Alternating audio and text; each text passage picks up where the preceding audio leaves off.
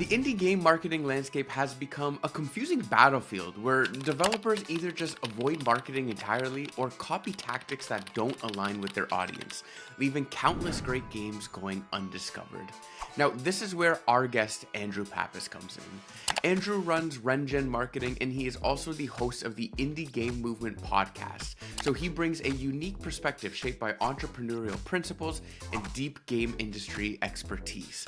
And he recognizes that most marketing failures stem from a fundamental misunderstanding of player psychology. Now, his approach might be a little different as it centers on empathy-driven marketing, and this means understanding not just what players do, but the motivations behind them. Today, we're diving deep into why quantitative data alone creates dangerous blind spots in understanding your players, breaking down how to identify the real motivations that drive player behavior, exploring the framework for creating content that both excites and resonates with your target audience, and examining how to apply empathetic marketing principles across your entire development journey. This conversation is essential for every indie developer, whether you're building your first community or struggling to understand why your marketing just isn't connecting. Welcome to Freaking Cool Indies. All right, Andrew, welcome to the show. And to kick things off with this topic, because again, I do think it is a pretty unique one, I wanted to ask you just where did this topic come from? I know this is something we've kind of discussed and something that you had told me that, it's been something that you've been stewing on and thinking about more and more and more. So I wanted to just pose the question over to you about, where does this topic of empathy in gaming and empathy in development kind of stem from? Well, I'm glad you asked this because, I think a big part of it is I don't necessarily see, a lot of people in this space being really as empathetic as they can be of players. And I think I started noticing this in particular from, honestly, a lot of other areas that I am a part of and spaces I'm involved with in terms of really around the, let's say, entrepreneurial space. So there's lots of conversations. I was always big into listening to podcasts and stuff about really being mindful of, serving your audience, a big important concept around that. And through that, that idea, right, of serving your audience came about, things about what's important to them, what matters to them, and really having this important, almost holistic, empathetic approach towards your audience and kind of serving their needs and purpose. And what was really meaningful to me about this too is there's lots of times in the game space where you hear people talking about, feeling sleazy about marketing and that being something that is kind of scares people, honestly, because of that mentality and understanding of what marketing is. And that's why when I understood that need and that concern that people had around marketing and why sometimes we are fearful of it or confused or misunderstanding, I just love that concept that I was hearing in all these other spaces and thought, hey, what better way to apply it to this space where marketing is no longer something to be a concern of if you just approach it in a way of, hey, let's get to know these people better and how we can serve them. And it could be a fulfilling experience for everybody involved. Yeah, I love that. And again, just for the sake of this conversation, because I know empathy is something that I'm sure will be coming up kind of time and time again, but the definition of empathy is the ability to understand and share the feelings of others. And again, whether we're talking about marketing, whether talking about game design, about working with your community, talking to your community, trying to bring people into your community, all those things and all of those elements and aspects have to do with empathy. And again, I think if you can place your shoes into place your feet into the shoes of your potential audience, right? And it is truly understanding who they are and what they want and trying to deliver that value is the ultimate way of kind of, getting your game in front of the right people. Yeah, exactly. And I'll add to that too. It's also being mindful too of how you can take that approach, but also, apply it to your own vision and everything else. Because it's important to serve your audience, to serve the players, but there's got to be a piece of you in that because you're the one creating the experience, right? So that's just as important as well. All right, love it, love it, love it. All right, so let's dive into the first part of the conversation, and this is misconceptions of motivation. So, the first thing that I wanted to bring you here is, what is the single biggest blind spot that qualitative data like download numbers or playtime just can't tell you about your players?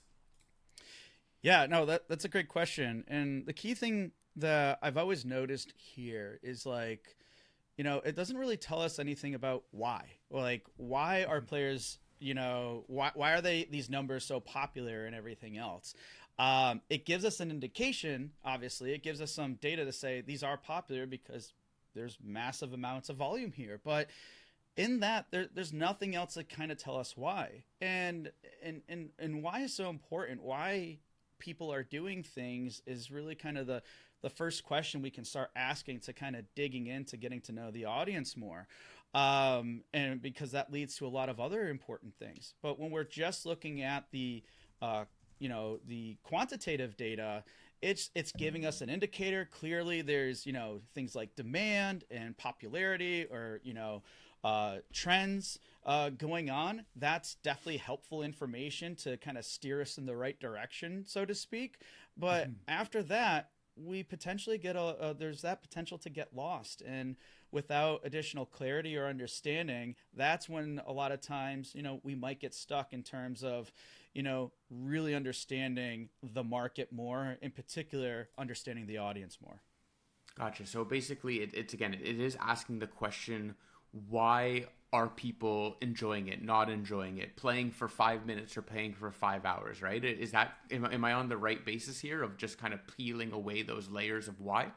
Yeah, exactly. Because I mean, even with what you just asked there too, a key thing I like to call out to is, great. We have all these big numbers. We're using this for whatever, a pitcher and everything else. But even with these, like, let's say popular games, uh, looking at these metrics and numbers and data, like there's still things buried within those that we're completely missing, and a lot of it comes down to player sentiment. We see something that's overwhelmingly positive, we forget that there's also information, let's say especially in like reviews, we forget that there's actually lots of detailed information that outline or identify potential frustrations that are still present in positive reviews. So when Mm-hmm. you start like peeling, yes, to your point though, it's about peeling back those layers and understanding what else is going on in that information. Just because everything looks great doesn't mean there isn't other areas to learn more and to reveal other opportunities. Yeah, that makes perfect sense. And I know, like, talking about player behavior and things like that, I'm very guilty of going to a review site, seeing that this game got an 8 out of 10. Cool, good enough for me. I don't read through all of the, it's the goods, the bads, the things like that. If it's a Metroidvania, got 8 out of 10, I'm probably gonna play it. Like that's my way of kind of circumnavigating and figuring out this whole area. But it's that's only, I guess, related to me as opposed to others who kind of see things in different ways, and people will go and read through it first, or people will go and ask 10 friends first, or people, whatever the different metrics of trying to figure out this side of the equation is. Okay, so then from, I guess, like kind of more pivoting into the player motivation side of things, can you define just what is player motivation, and then also again, why is that, I guess, different or more important than just player behavior? Yeah, no, and I think a good way to kind of like say what player motivation is, it really just gives us an idea of their intent or their Mm-hmm. purpose. Like, what is a driving factor for them to play this game over another game? Why does playing that type of game matter to them? And it's going a step further too, where it's like a lot of times people, we associate maybe at a very high level what player motivation is. It's like, oh, I say it happen all the time where it's like, oh, our audience is people who play RPGs because they like play RPGs. Their motivation is RPGs, but that doesn't really tell us anything. It just says they like RPGs. So when that, I kept seeing this reoccurring and surfacing, I was like, well, what else? Like, there's got to be other factors or reason. So I boil it down to intent, purpose. Like, why? What else is there to it? And I mean, motivations could be things like desire to explore new things, creativity, and creativity. And here's a great example: when we look at things like creativity, that could be something relating to crafting or base building or mechanics like that. But then those motivations for creativity could also be something with where there may be puzzle based games. And the creativity is, how do I solve, like, let's say management style games, because the creativity, there's a process of being creative and coming up with different solutions, making sure or finding solutions that are more efficient. That process for a lot of people is also fulfilling. So even though I just gave an example of a motivation of creatively motivated, it also has different meanings and purposes and intent behind that creativity. So when you start understanding those things, things become a little bit clearer in terms of what these motivations are and why they're important and how they relate to the type of game you're making. So Very interesting. the flip side of it too is, if we look at why is it important too, compared to like behaviors. Let's say, for example, a big thing with behaviors we might see is if we have access to, let's say, analytics, in-game analytics, and we're seeing players do a certain thing, and we're like, okay, great, we have an idea, sense of, what they're doing. But that's exactly what it is. It just only identifies what they do. But that information, that data that we can collect, still very helpful, can infer a lot of other decisions with other aspects of the game, but it doesn't really reveal too much as to why they're doing it. And that's really the big difference between the two and what motivations really are. It's not just looking at the what was done. It was really understanding the meaning and reason for doing it. Gotcha. And does that meaning and reason change as someone is playing a game, or is it something that, once again, it's more of just like the way that that particular person sees, like, the better way to explain it. So going back to your creative example that you gave, right? I was automatically started thinking of games like Factorio, where you go and you have to. When my brother, he's an engineer, and him and his buddies, they played. I am not an engineer, and I was watching them play it, and my mind was just blown, right? For them, it is creating optimization and making sure everything is flowing on a thing. And like you said, that is 100% a creative, like, to them, that is creativity. But does that creativity, as someone's playing the game for 10 hours, or someone who is like pre-purchasing the game, does that change at all? I don't know if does that make sense, Andrew? I don't know if I would say it kind of can depend. I would say in most cases probably not, because I would say that a lot of the motivations that players have and everything else are really kind of ingrained to them on an individualistic level. Yeah. So a lot of these types of behaviors, interests, motivations, drives, they're going to stem or carry over to things that they do in their own personal lives too. So I guess part of that, to answer your question, I don't think they will change that frequently, but they can in time. For example, I'll just use myself an example. Big into RPGs growing up, all the classics, Chrono Trigger, Final Fantasy, and several others. But as I got older, I became a parent. I'm busier with work and things like that. And sometimes I just don't have the mental bandwidth to get really involved. I love horror games too, and horror, but sometimes there's aspects of those that change. It's not I feel like I'm a little bit more scared now as an adult with some of these things than less. It's weird. But one thing I've identified with that it's kind of interesting is I'm more in line, or more probably willing to get into like cozy sim type games than I am with these other ones that I just listed.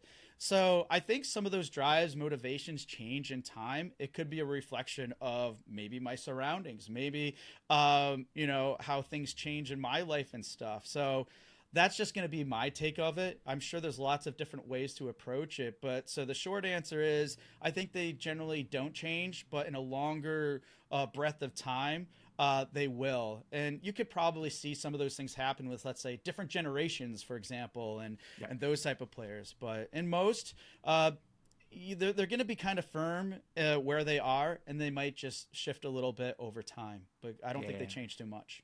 So you're telling me that with a business, a family, everything else, you don't want a 2 hour Baldur's Gate 3 campaign anymore, Andrew?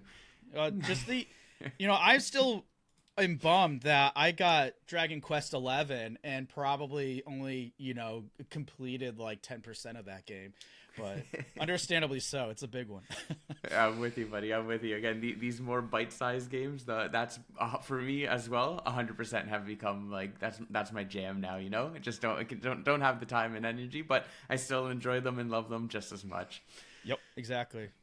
All right, so I'm definitely aligned with you here. I think we're talking the same language now. I'm back in with you, but one thing that definitely jumps to my mind as well is people say something, and especially I think when people are talking about themselves, right? And when we're talking about our own motivation, because sometimes, like for me, for example, I will say that I'm a fitness focused person, but earlier today I actually just crushed 2 donuts, right? So people say and people do things that are not kind of related, and especially again when one is talking about themselves.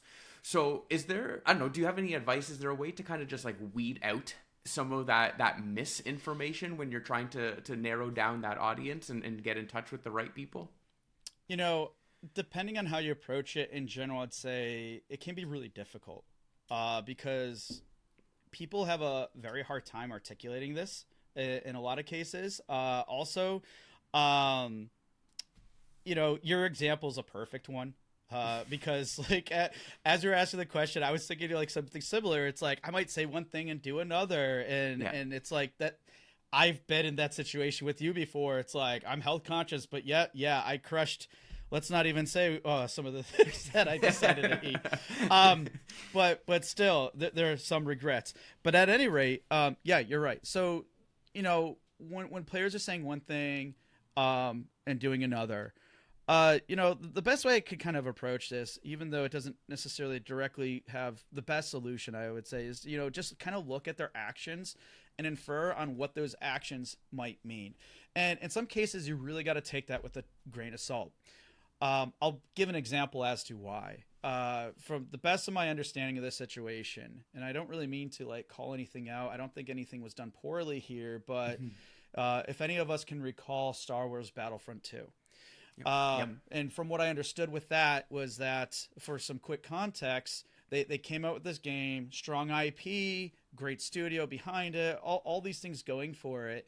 And a lot of the data and information they were using, basically what players were doing, was indicating, hey, they're opening up their wallets and they're buying stuff. So why don't we take that data and maybe optimize or lean into that a little bit more? I mean, that's going to look great for stakeholders or whoever else they have to report to. But then in the aftermath of it all, it's what destroyed that game. Unfortunately, it's still a great experience and everything, but it changed it dramatically because what was said and what was done, kind of the maybe reverse here.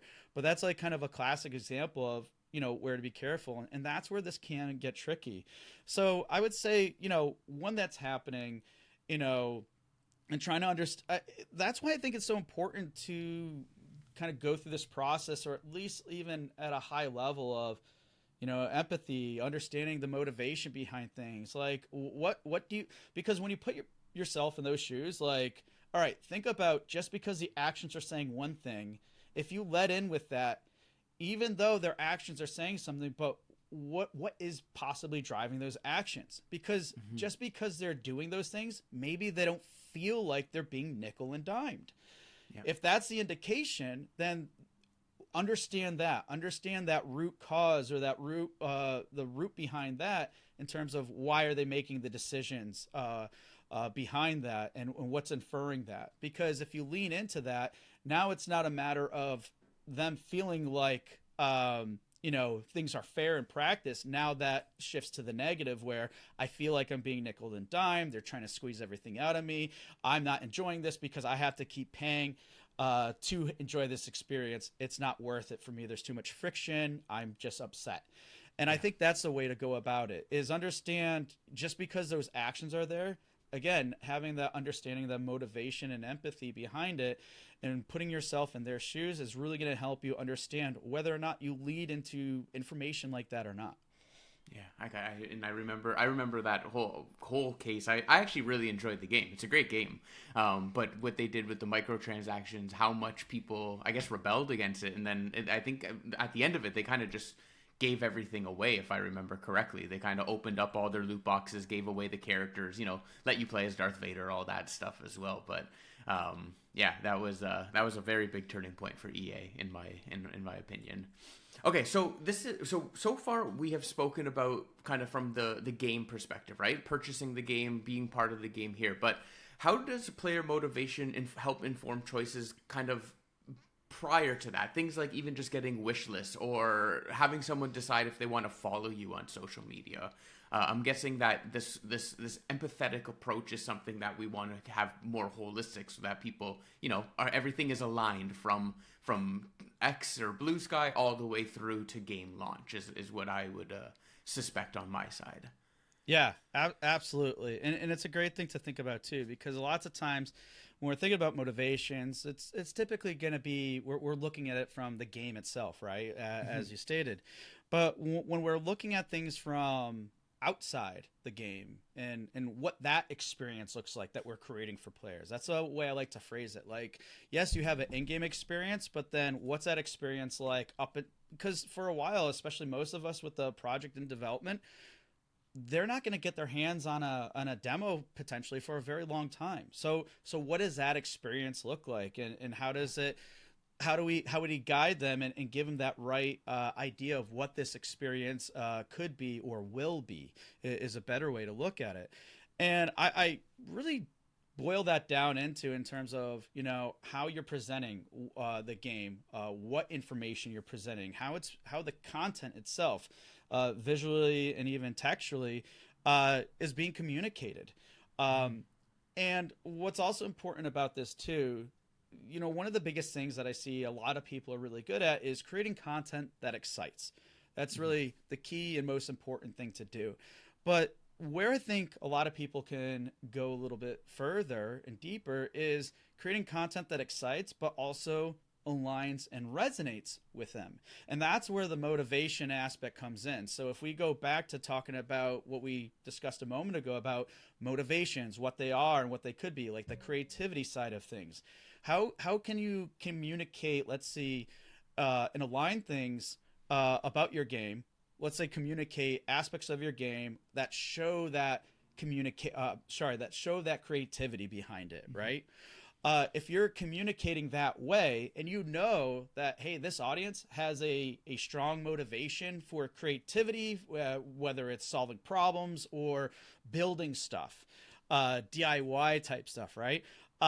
Regardless of what it is, how can your game or aspects of your game communicate that in whatever format, medium it is? How is it communicated to people? So that way, and then you can, like I said, we're all pretty good from what I've seen about making things that are exciting, but now it's exciting and also something that communicates something that says that can resonate with them. And when that happens, all that you're doing, a different way to look at it, is you're starting to build rapport or relationship with these players, with this audience. And ideally, it's really hard to do. It's a bit of a process, but the goal here is, when you're sharing this information, whether it's on social media, whether you're having an influencer cover it, or whether it becomes word of mouth, and that goes well beyond whatever information that they got initially, how does that then kind of give that same signal and communicate to people in whatever capacity that, oh my gosh, this game was made for me. And if you can do that, that's really tough, but that's ultimately the goal to strive for. So that's where motivation comes in. Okay, perfect. And for someone who's maybe they've been developing their game for a while, they've been active on socials, everything else, and maybe they've been talking about the game one way, right? They haven't done the exercise of thinking about how would they talk about their game from an empathetic standpoint, right? What are the player motivations? Why is it more deeper than just my people like RPGs? Is there ever is there ever too late for someone to be switching over to this style of approach? And where I could see people potentially having some friction with this is feeling like, oh, if I've been kind of talking one way for so long, if I try and switch now and start talking another way, again, is that going to drive people away? Is that going to make people think that I'm not authentic because now I have a whole different tone and pitch in what I'm trying to do here? So yeah, I guess the general question again, is it ever too early, ever too late for someone to kind of be switching into this style of communication? Yeah, I would say it's never going to be too early. So honestly, a good time to really start thinking about this is kind of early on. It could be as early as concept phase, honestly, because the earlier you start, regardless of how much you dive into it, honestly, I tell a lot of people there's lots of ways you can get this information. Obviously, there's services that you can use and everything else. But at the key of it all, it really comes down to developing this mindset and understanding and approach to these things and thinking that way. That's really the biggest thing that you can start with, because it allows you to keep an open mind. But the earlier you do it, the better, because it basically gives you more time. It gives you more time to not just practice it, but to develop that mindset, to refine it.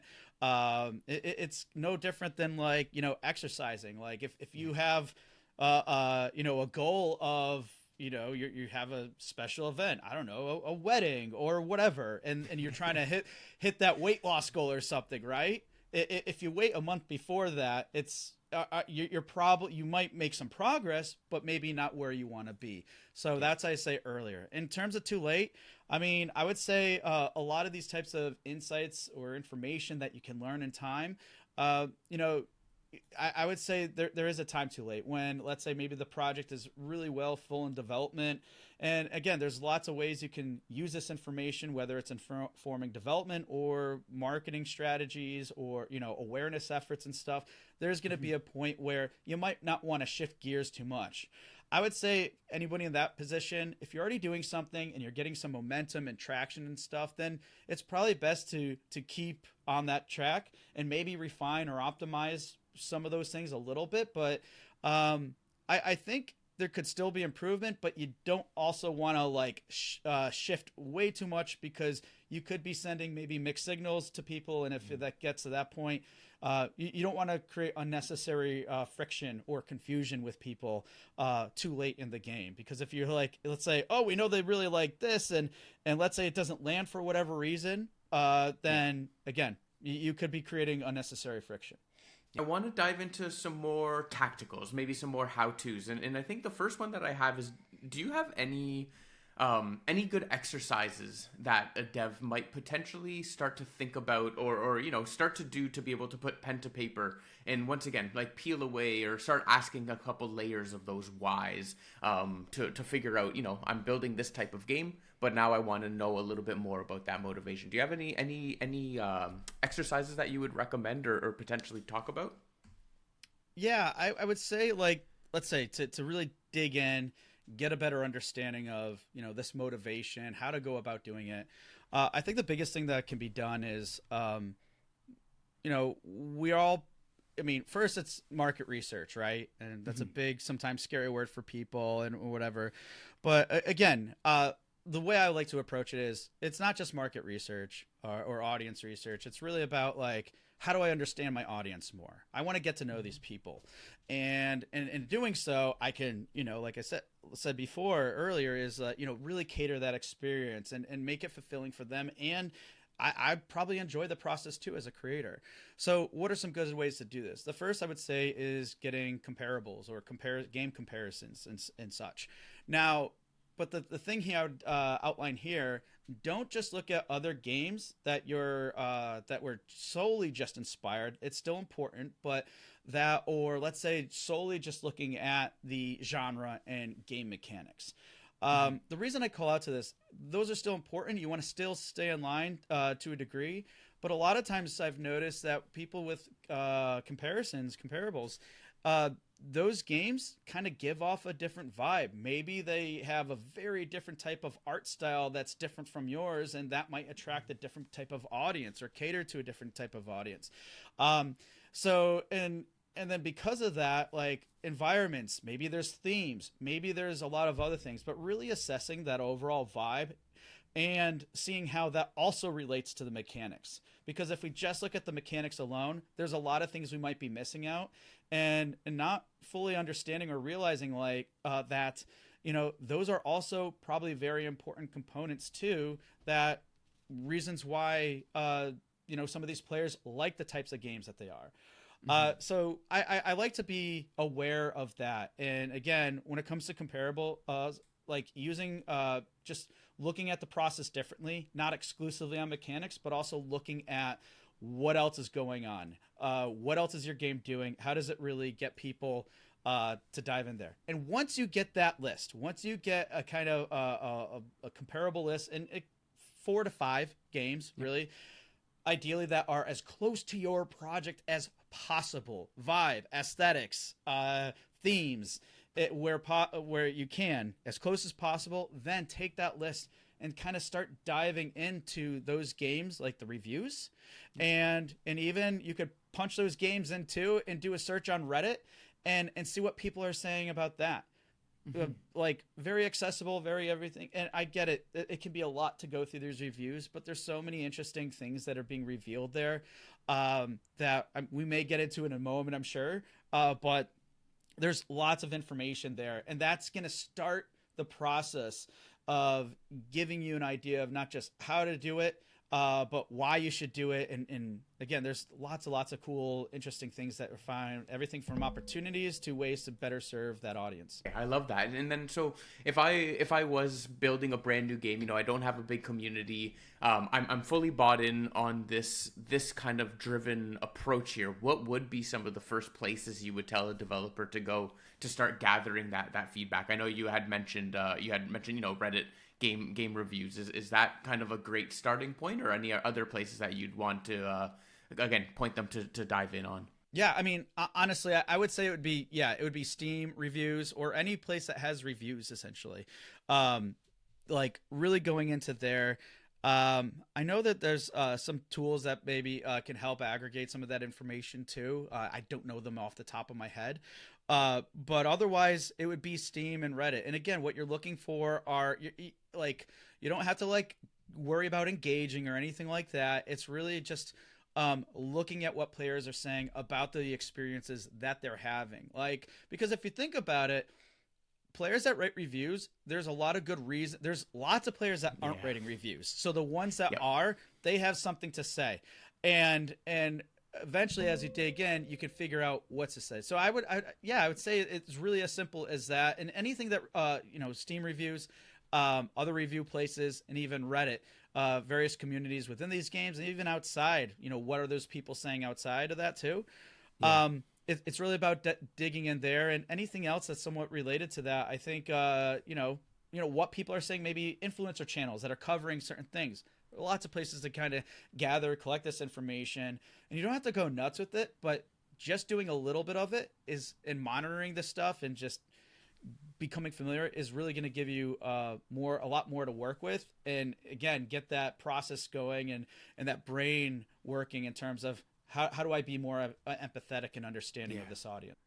Absolutely. And again, I definitely think of game development much like any kind of creative endeavor. A lot of the time it's putting one foot in front of the other, but I feel like taking this approach, especially at the beginning, is like you're just kind of shining a light in front of you. So you can't get the whole picture, but you are able to see in the next step that is in front of you, and making sure that you're just kind of you're on the right course, as opposed to veering off left, right, center.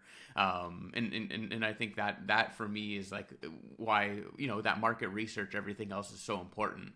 I know I work in my 9 to 5. I'm in SaaS, everything else, and I work very closely with our product team, and we do PQL interviews.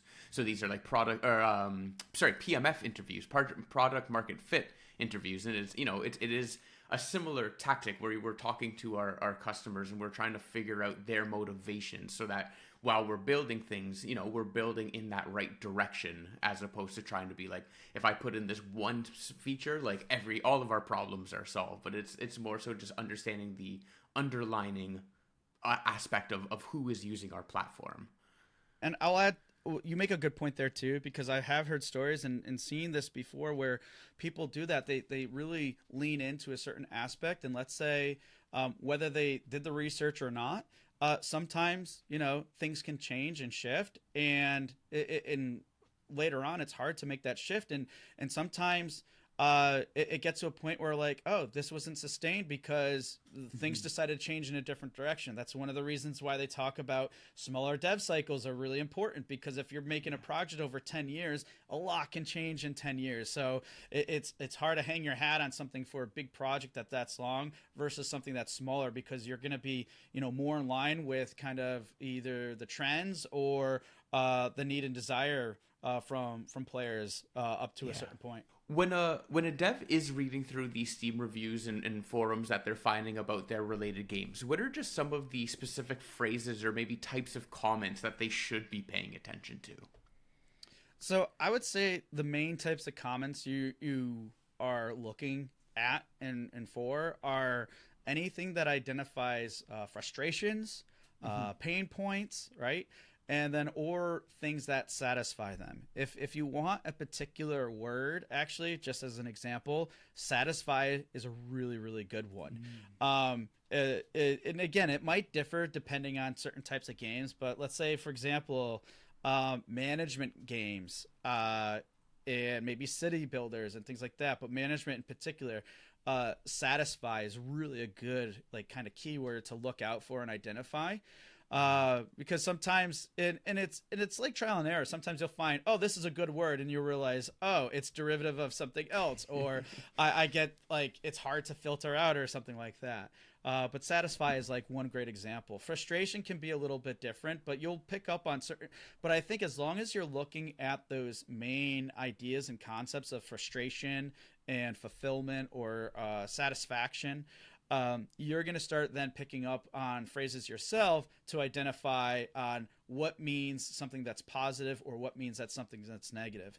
And what that ultimately does, looking at things that way, the negative side, frustration, pain points or stuff, that's going to say, oh, here are opportunities that maybe I can incorporate with my game's development, or here are things that, or I know that people don't like this, and maybe in my marketing, we can maybe not completely directly, but maybe we can call out to that, like in an indirect way, saying we don't do this. So if you know that they hate something and we don't do it, or say it in another way, like we do this, which is a solution or fixes a problem to this frustration that they have, then in your messaging alone, that can not just resonate, connect, attract people, because you're basically showing them in some way, shape, or form that, hey, we're addressing a problem you're familiar with, Yeah. and our game is that solution.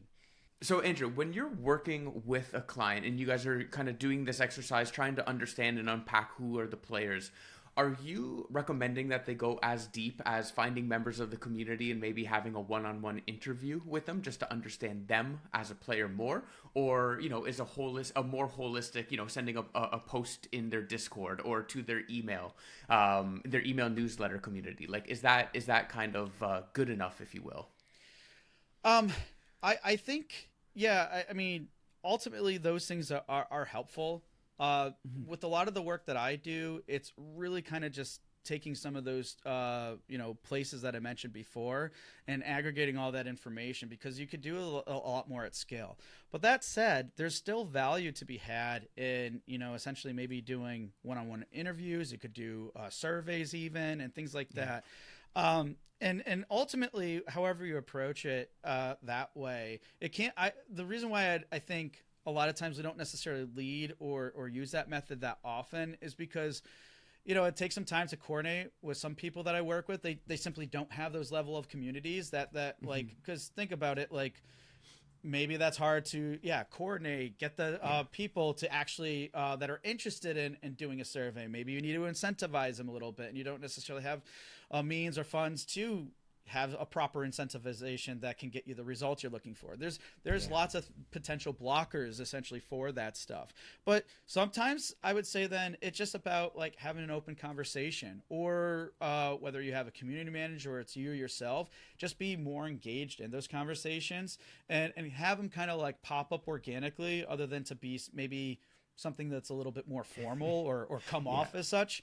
And that way you can then start organically through those conversations, kind of find out. And ultimately, you're looking for, you know, things like what frustrated them, what fulfilled them, and let like the conversation again kind of go organically in that sense. And then when certain things surface or pop up that kind of like maybe the sentiment is leaning in one direction or not, then just ask questions. Maybe it could be something like they were talking about something that clearly sounded like a memorable moment. That's a positive thing, satisfying.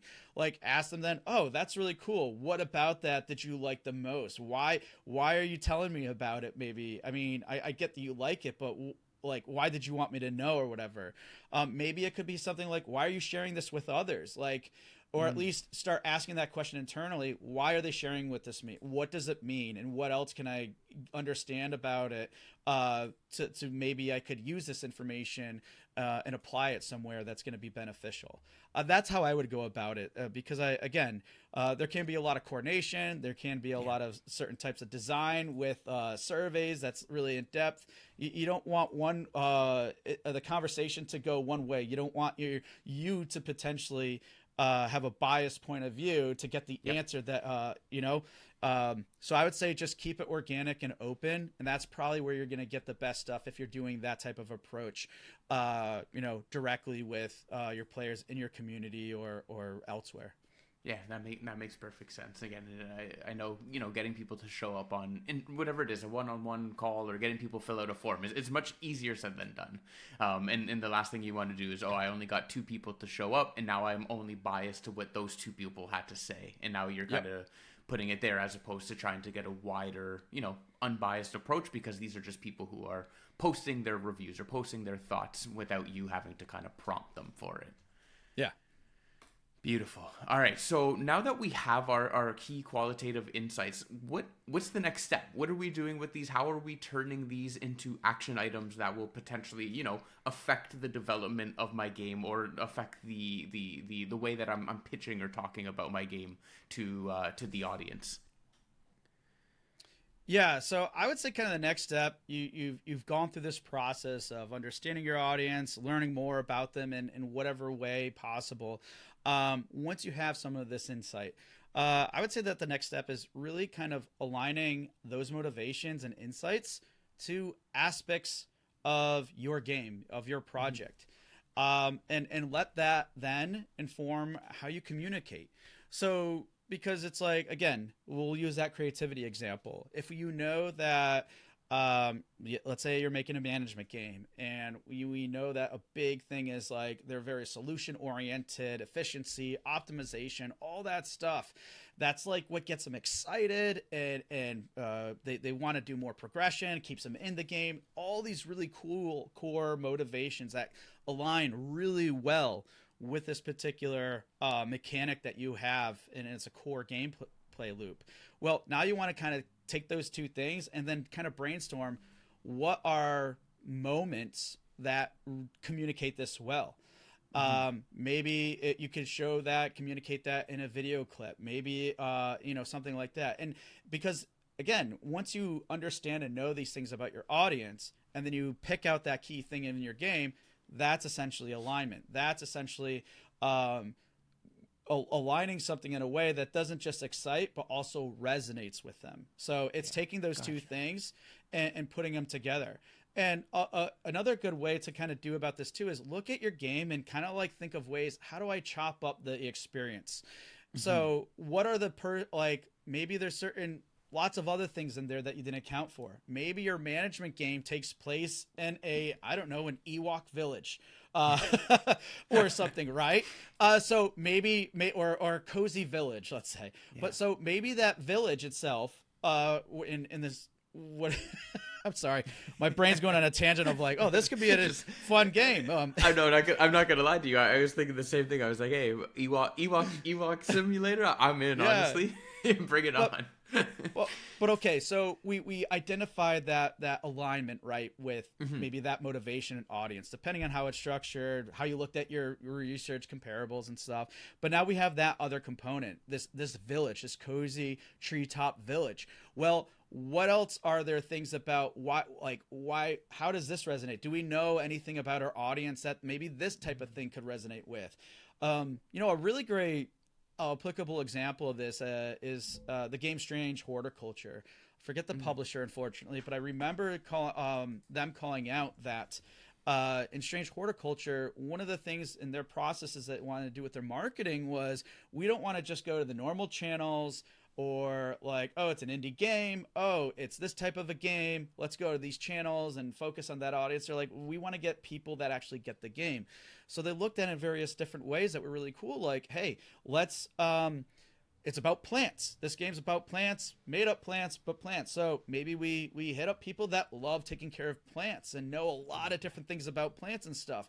So why don't we go to them? Why don't we do something? And they did lots of similar things like that. Like, what else could this be applicable to? What's the broader audience here that are still likely to be players and stuff? A lot of this activity they did on Reddit. And through that, started word of mouth things, because guess who else could love something like this that's mythical? And because if you know the concept of the game, you're making like deadly potions and stuff like that. Well, guess who else picked up on it big time was the D&D community. Yeah. And you had dungeon masters like, I love this. This is going to be so great. I can make a whole theme about it, right? So they basically, their focus and principle, and I would say their high level strategy here was, we want to reach out to people that are going to get the game. I think maps was an aspect of it, because they were really big and tied into maps. That was one of the other things of the experience. So what I'm calling out to here is no different than what they did, which is chop up your game into different parts. Look at the mechanics, look at the themes, look at maybe the ethics behind it even. Who like, what are the other messages that the game is conveying or communicating? And I think this is really cool, because in this process, you're not just going about figuring out how to align aspects of the game with the motivations of the players, but you're also kind of looking at what you visualize the game to be, what you want it to be. And because a big part of the game and what you're creating and all these things that you're doing are pieces of you, are pieces of your team. And that's the driver behind the passion you have with this. So now you're not just, and I think this is where the best alignment comes in, is like, you're taking your vision, things that are important to you, the passion behind the project, and then you're aligning it with the aspects of the game and then connecting it to the players. And that's where I see this really an important part of the process that I think a lot of us are missing. And I think it's so important because, again, we're taking it and making more of an experience that's fun and beneficial for all. It's still a process. It's still a lot of work, but at least we're making it into something I think a lot more rewarding. I love that. That's a fantastic example. And also, I just pulled it up here. So the developer is Bad Viking, and the publisher is Iceberg Interactive and Plug-in Digital. Those are the three players of that game. But again, that a great example. Again, looking at the adjacent communities or adjacent demographics of people who might be interested in the elements of a game is also a fantastic way of going just beyond my like, I like people who are RPG fans, right? Like, yeah, it's going exactly going past that layer of why. All right, beautiful. So I guess just to kind of parlay off of those, maybe whatever, if you want to call it devil's advocate, things along those lines. But how would you prioritize then kind of multiple conflicting insights? Especially going back to the example that you just gave. If we are going to kind of different communities, adjacent communities, if you will, right? You're going to get the D&D side that's going to tell you one thing. You're going to get the flower people who are going to tell you something else. How can we kind of mend all of this together and making sure that you're still staying true to what it is that you are doing, and also just how to navigate again that the multiple conflicting insights from your players. Yeah, I would say kind of like play or lean on that common thread. And honestly, that common thread is going to be the core experience. That's the core gameplay. That is going to be, somewhat mechanic driven, because sometimes just because you have that like treetop village and stuff, if you're really leaning hard into that, maybe that doesn't resonate with that core audience, right? That has those key motivations that it's really a management style game that that doesn't align really well if you're only communicating that. The other thing too is maybe if you lean into that because there's some indicators that are saying, hey, this is where it's at, a lot of popularity, but what if the signals are being mixed? What if what you're communicating there and then the final experience when people get in game is very different? Like, that's misalignment. and you want to be careful. So when it comes to prioritizing, I would say, find that common thread and basically just stick with it. And that's going to be, again, that game's core experience. Now, there are other ways you could probably do deeper research and find out there's lots of different things, and maybe there's three different things that are very common, and you could try different directions. But again, we don't want to spread ourselves too thin. I know a lot of projects we have to work within our means. We don't have all these resources or time to execute on these things. So just, I would say, stick to that common thread, kind of the core mechanic. But again, brainstorm, think of other ways that maybe we could like cater to one side a little bit to the other, but then that main connecting factor could be, that core aspect of the game, of what the experience represents. And then later, if you have the time or means to, try to experiment with other things. There's no reason when you can't. But I think at the end of the day, really think about what is a core experience, who are that right specific audience that you're trying to cater to, and make it about them and stuff, because you always want to focus on the core first, because if you try to, like, let's say you have other audiences, affinities or personas, whatever, if you try to make everybody happy, you're going to make nobody happy. And so at the end of the day, you really want to stick to that core, that common thread. So don't spread yourself too thin, even if you have information indicators telling you otherwise. I'd say just don't do it. If you have the means to, great, try it out, but otherwise, stick to your guns. Yeah. And would you label this exercise of empathy similar to something like a player persona, if a dev wanted to go to the route of building that, or would you see those as two different like ways of looking at their player base? I guess it really depends. I see those things as somewhat similar, but that's me, because the way I look at personas might be a lot different than what other people define them as. I mean, we're talking about most personas. Basically, it's a makeup of a summary of, let's say, an ideal person, ideal player, if you will. What are the psychographics, like characteristics of this person and stuff? But a lot of times I see this as they're more rooted in player behaviors. Again, that's getting into the what.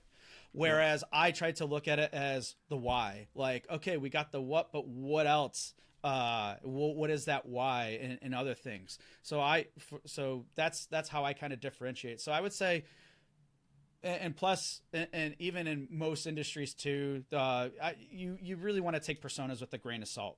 So that's why I would say, don't worry, don't focus too much on that, because especially in games too, a lot of the personas I see are still too high level, surface level. Yeah. And it might give you a sense of what's there, but lots of times I'm still seeing lots of teams and people trying to fill in gaps that they don't have any real proof or reasoning to back. It's based off of their own experience, and that could generate incorrect information, biased information, things along those lines. But with everything else that we shared earlier about like digging in and just monitoring and learning and understanding as much as you can about your audience, that's going to give you a lot more clarity and understanding than just some report generated by some company that typically only focuses on that high level stuff. Not all, but a good number. I'm definitely with you again. I feel like all the personas I see, it's like, oh, Shannon, she's 34, she's a real estate agent, and she has 2 kids. But I think the persona that we ideally want to get to is like Shannon enjoys the. Oh my God, sorry, I had such a good example too. Hold on, let me just get this back here. The persona that we wanted to get, that we ideally would like to see, is something along the lines of, Shannon, 32. Shannon enjoys the power complex of an RPG, because it gives her the escapism of being able to like navigate these lands, right? Again, it's like you're going under more to the why, as opposed to just like the what does she do or what does she like. It's a why does she like it. Yeah, and even with that example that you provided, I'm always asking myself, what else? And I'm trying to find everything I can to know that what else, because the more we know, it's no different than looking at a relationship. The more you know about a friend, about your partner, about whoever, the more meaningful and that it becomes. And I think that's a really great way to look at it too. Yeah, absolutely. And again, I know there's the 5 levels of why. Another potential great exercise for someone to do, where the goal is this is something that people can use typically for root cause analysis, right? Your why, okay, you get that answer, okay, but why, okay, you get that answer, and you kind of just keep digging and digging and digging, and you'll eventually find that core for you. One of the final questions that I have here, Andrew, is so what happens when the numbers don't match up to the feelings, right? Like I think part of this is you don't want to go one side or the other. You don't want to go solely off of data that you're collecting of, how long are people playing for, what are they enjoying, everything along those lines. And then you also don't want to go solely off of the like this is who my target demographic is. But what if you are starting to see a bit of a misalignment in that? So, the analytics show that a feature is being rarely used, but people on Discord are saying how much they love it. How would you handle that, or how would you recommend a dev potential handle situations like that?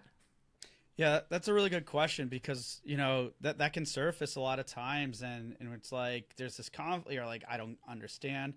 Honestly, the best way I would approach it is like understand exactly what is it about that feature that they say they love. How are they using it? Like things like that because uh, ultimately you just want to dig deeper. You want to get more answers to that, and because uh, really what you want to dig into is what is the root cause. Why are they saying one thing but the other is happening? And again, we could look back at the example with well, it was unfortunately maybe a little too late, but with Battlefront. Mm-hmm. They were showing it's the reverse here. They were showing one thing, but then the complete opposite was happening. But then it made it pretty clear in terms of why in that moment.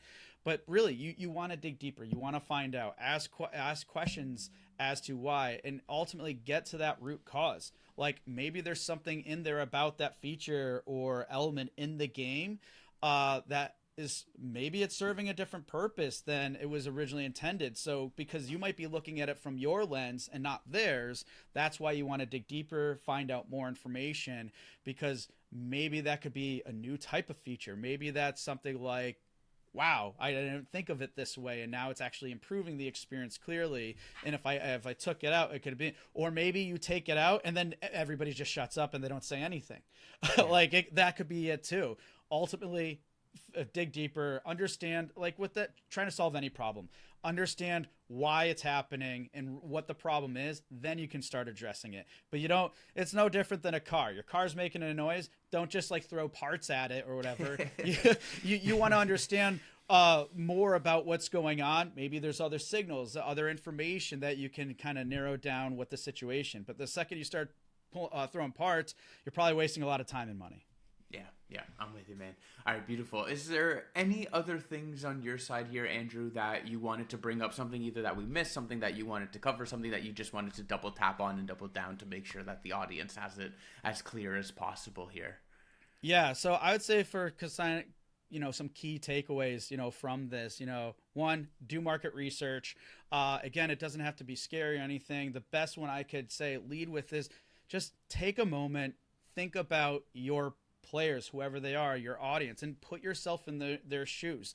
And I would say do this fairly regularly. Think of it as a way of role playing. It's like, okay, this player likes this game. Okay, why? What else? What are some of those factors? And it's okay if you kind of use your own experience or use your own motivations to kind of inform these things. The fact is just starting there is going to be one of the best things you can do, and allow yourself to explore and open up a bit about what else, and keep asking that question. That's I think a really important question, and kind of role play, put yourself into their shoes and really think about that.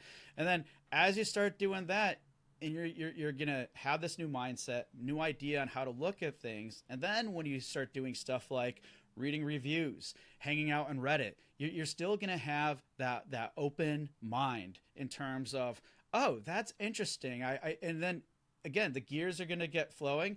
It's going to probably give you ideas on maybe how to do some marketing activities, maybe and for other directions you could take with your development of features or other things. I think there's a lot that can come out of that, and it's very, very simple to do. And you don't have to spend hours at this stuff. Just take like a few minutes here and there. Make the time for it, but just take some time. Again, role play. Think about what it's like being the player. and then ask questions, you're going to start getting a greater perspective of things. And I think it can be everything from enlightening, insightful, but also it allows you to do a better job at serving the audience, but also aligning your vision and goals with the audiences. And that's the best thing you could possibly do. I love it. Love it, love it, love it.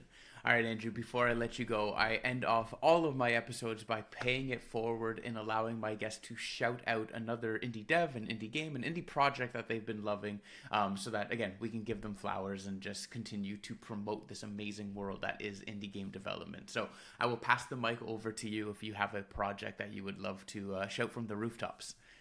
Oh, man, putting me on the spot here. You know what? The first one that really comes to mind, I would say would be, I'll say two, Geomythica and Adventures of Chris, both by Gewan Entertainment. He is a solo dev, and both very different. One is, platforming adventure, a global globe-trotting adventure, and the other one is also globe-trotting, but it's like a action RPG. Really great fun games. And that's the one I would say that comes to the top of mind. I love it. This Adventures of Chris game looks awesome. I can't wait to jump in and check this out a little bit more right after finishing up here with you. Yeah, it's both really fun. Amazing. And Andrew, where can the people find you? Again, if a dev wants to pick your brain a little bit more, if the dev wants to work with you, or if the dev wants to just listen to you in their ears, where is the best place that they can find you? Yeah, so I have a website. It's called rengenmarketing.com. And, go there, see what I'm about, and everything else. Also, I have a podcast called Indie Game Movement, where we talk about the marketing and business of indie games, conduct a lot of interviews, kind of like this one, with industry veterans, other developers, lots of different people, really about getting their perspectives on, marketing and business. So, I would say those are the two main places. I'm also fairly active on LinkedIn. So my LinkedIn profile, I forget. Just look up Andrew Pappas. I think it's like if you do Andrew Pappas Rengen, RENGEN, you should be able to find me. I do a lot of essentially daily posts with similar insights like we shared here today. So yeah, those are all the best places to reach out, connect, and listen and learn more. Amazing. And everything will be in the comments in the description below, or on the player of choice that you're currently listening to this to. And for the audience out there, please go listen to the Indie Game Movement podcast. It is fantastic. Andrew has way too many episodes. It is phenomenal. Absolutely phenomenal. And again, it has been an inspiration for me to start this podcast, and I do owe a lot to Andrew and his knowledge that he's provided through that podcast as well. So please go give that a listen, check out his services, and sign up for his newsletter, as well as go follow on LinkedIn, all that good stuff. But for now, Andrew, it is time that I officially deem you a freaking cool indie. Congratulations. This is my fake gavel. I still got to get a real gavel. It's Amazon is it's slow up here in Canada. It's not the same. So with that, my friend, thank you so much for jumping on the podcast, for sharing your insights on the empathy side of game creation. And once again, I hope you have a wonderful rest of the day. And to all of our beautiful listeners out there, have a great day as well, and keep building. Bye now.